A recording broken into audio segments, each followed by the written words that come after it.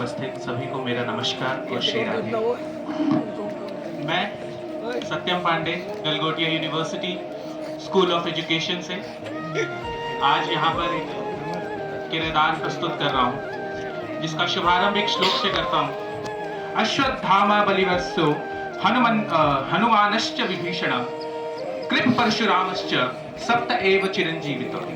अर्थात राजा बलि, व्यास, हनुमान, कृपाचार्य, परशुराम जैसे यह 6 चिरंजीवी हैं। इन्हीं चिरंजीवियों में से मैं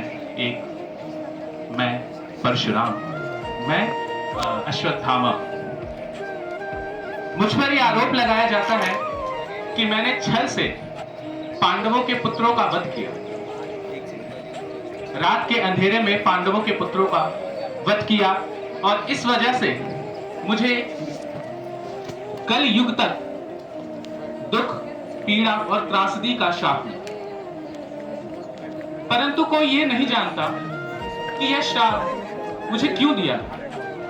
क्या मैंने वाकई कोई अधर्म किया था? महाभारत के उस युद्ध में मेरे पिता द्रोण को वह नीति से नहीं मार सके, उन्होंने अनीति का सहारा लिया।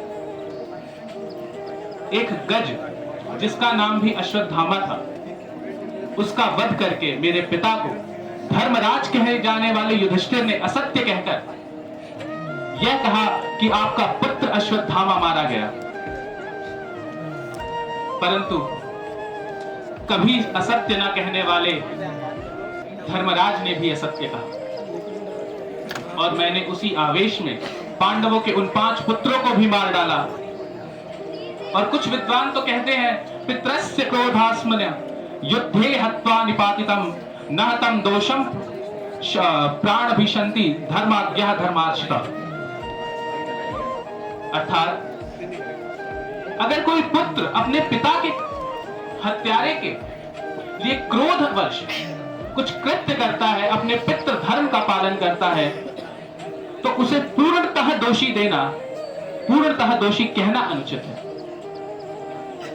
अगर किसी के पिता की मृत्यु उसके पुत्र के आंखों के सामने की जाए तो यह कितना कठिन समय उस पुत्र के लिए होता है। पर उस समय अश्वत्थामा का क्रोध भी उचित था। परंतु मुझे क्या मिला? मेरे मस्तक पर चमकती हुई मणि निकाल ली गई और भगवान कृष्ण द्वारा मुझे आजीवन कल युग के अंत तक दुख, पीड़ा और त्रासदी का श्राप। मैं अंत में केवल इतना ही कहना चाहूंगा कि पिता का कर्तव्य निर्वहन करते हुए मैंने अपने पुत्र धर्म का पालन किया। परंतु जिस समाज ने मुझे असत्य और निष्ठुर करार दे दिया, आज के युग में भी यही रीति चली आ रही है।